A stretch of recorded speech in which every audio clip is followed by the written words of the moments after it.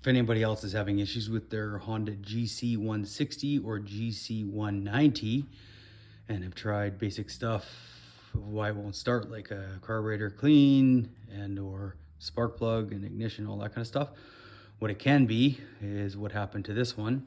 This actually had the timing belt pop off under the valve cover here, and part of the actual cam, these little plastic ones, this was completely somehow worn away, and it broke the little arm off that allows the decompression lever to activate when it's being pulled over.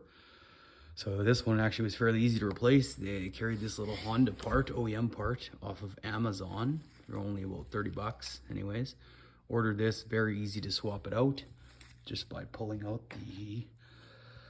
this right here, the little shaft that just goes through the cam. Make sure your timing gear is aligned on it. There's just two lines on the top of the cam itself.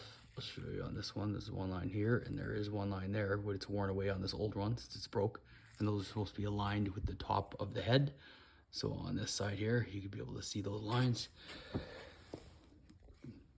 You can tell those lines are roughly aligned with the top of the head. I'm not showing the best view here. And that is top dead center on the cam lobe. It is not activating the actual valves themselves. While you're in here, you might as well do a valve adjustment like I did on intake and exhaust. There is a service manual for this available online. It says the intake valve adjustment is supposed to be 0.15 millimeters there, and plus or minus 0.04 millimeters. And then the exhaust side is 0.2 millimeters for the gap. So if you're not familiar how to do that, take your feeler gauge, which you do need, and you stick it in between there of the adjuster and the actual top of the valve stem. Make sure you have just enough, a little bit of friction while putting your feeler gauge in between there, and make sure it's pretty close to tolerances. These engines are actually very easy to work on, easily accessible, used on pressure washers, I think snow blowers, and a few other things, or motorcycles as well. But yeah, that could be something if people are having issues with it. In order to adjust it, do a few little things. You can change the timing belt if needed to, if it's stretched out, whatever else, make sure nothing came off.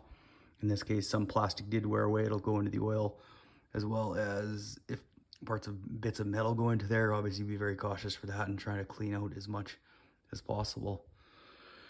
And I would definitely recommend checking this after confirming their spark. Very easy to do. Take off a spark plug, pull it over while it's on, and then checking for fuel as well by spraying maybe a little bit of fuel in the spark plug hole before you try to fire it up, instead of even cleaning the carburetor.